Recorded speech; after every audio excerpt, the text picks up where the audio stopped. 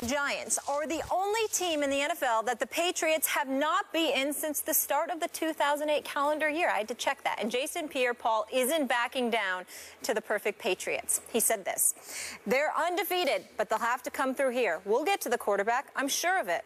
I know I will. You don't know. He might have an off game. He might be sick. You don't know. Anything can happen. I hope he's sick. That would be better for us." Stephen A., was this smart to say by one JPP? Well, you want to hype yourself up as much as you possibly can because the Patriots are running roughshod over the entire league right now. We understand this. You look at the New York Giants, they've got the 19th ranked defense. They're 31st against the pass, and it's primarily because of their inability to get to the pass rusher. If you're JPP, what you're doing is reminiscing about when the Giants beat the Patriots in the Super Bowl a few years back. Not just once, but twice. You're recognizing how you did that by getting to Tom Brady and making him tap dance in that pocket like the late, great Gregory Hines, God rest his soul.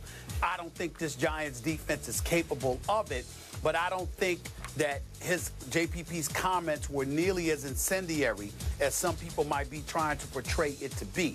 Because he did say, I hope he gets sick. That would help us. You never know. You know, he might have a bad day, something like that. He wasn't sitting there saying, we're better than him. We're gonna humble him. We're going to do this, that, and the other. He's saying that, you know what? Anything could happen on any given day.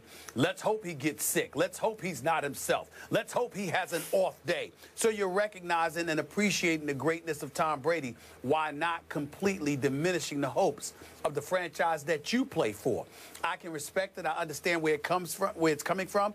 It will amount to nothing as far as I'm concerned because I give the Giants a little of a chance to win this particular game, even though this is one of the three potential losses that I think the Patriots could have. The Giants to a lesser degree, definitively on November 29th against the Denver Broncos, and quite possibly on December 27th against the New York Jets. I give the Giants the lesser chance of Denver and the Jets, but I did have one of those three games on my list that the Patriots could lose since they're coming to MetLife Stadium. They're going to be on the road, and they're playing against a Giants team that's capable of putting up points. I don't think they're going to win this game, but I don't blame JPP for saying what he said. I don't find it to be that incendiary or unwise. He's basically praying for a miracle, and he's saying, I believe it's possible. I can't knock him for that. I'll go you one better. I thought it was smart for him to say it. I would have encouraged him to say it if I were a teammate or a coach. And I'm now speaking to True Blue Giants fan Molly and Steelers Giants fan Stephen A. He's like 50-50. But I'm here to tell both of you, by the day, I get more scared about this game as a Brady fan. I'm not so much a Patriots fan as I am a Tom Brady fan. I'm starting not to love Tom Brady's chances in this game because I feel like the Giants are in the Patriots' heads. I feel like Eli is in Brady's head.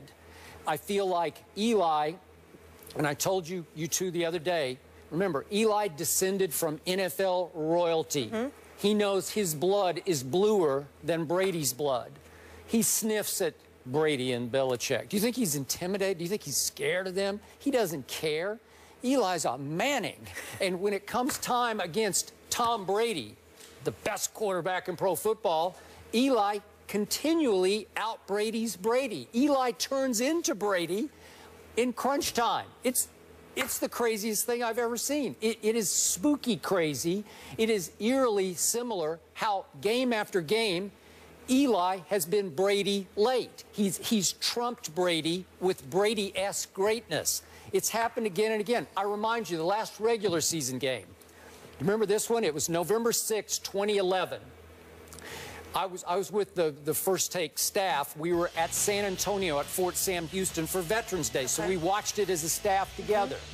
And it was the craziest finish you'll ever see because Brady threw it to Gronk late for a touchdown from 14 yards, and it looks like, you know, once again, Brady had done what Brady does. So there's a minute and a half left. Eli gets the ball backed up to his own 20, and he goes 80 yards against Belichick's defense. And with 7 seconds left, Eli hit Jake Ballard third and goal from the 1-yard line for a touchdown, and they pull it out. It's like, how did you do that? Was Eli out-Bradying Brady.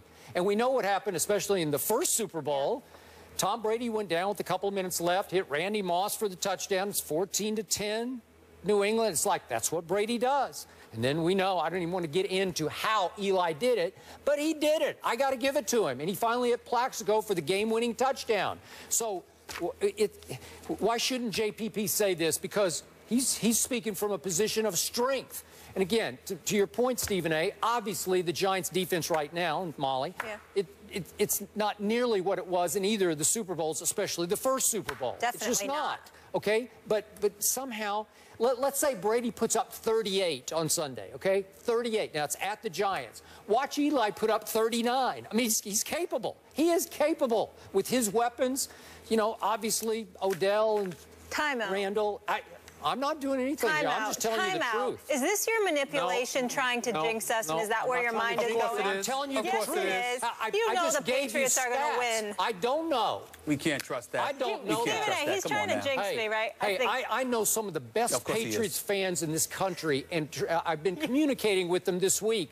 They are scared of this game because in the past they haven't been afraid of Eli, and all of a sudden they're saying, maybe Eli's got their number. Maybe it's a hex. It's some Eli jinx where he goes out there and says, what will go wrong for them will go wrong. What can go wrong will go wrong. And for me, what can go right will go right. Do I not have history on your side? You do, but the Giants aren't that good this year. Oh, they're just not that good. But Eli, I got to tell you, Eli's been pretty great this year. I know, but I still think the Patriots are going to win this. Okay, so Molly, the case is closed because Molly has stated for the record that my Patriots will beat her Giants. Yes. It's overdone. They don't even need to play the game. That's where we are. Yeah. Okay, good. And America knows, too. Let's cancel the game and just give the Patriots another W. Good. Whatever. At least you know I'm not that biased. I don't always just pick with my heart. Well, I'm a rational woman. I'm speaking with my heart because the facts scream. Did Molly just say she was a rational woman? Is that what she just said? Yes. Miss Connecticut? Yes. You know, rooting for the Giants and showing no objectivity whatsoever when she's talking about her favorite teams. Did she just sit there and say that? Yes. I'm just wondering. Yeah. I'm just saying. Skip, is that what you heard? That's what I heard. Is that what you heard? Yeah. Okay. We're all clear on it. All right. All right, let's move on. Yes. Jeff Van Gundy makes some critical comments about Dallas fans. You love Mollywood, Stephen A. Take a trip. Find out what he had to say about DeAndre Jordan and Greg Hardy when we come back. On the Hook is brought to you by Bass Pro Shops. Your adventure starts here.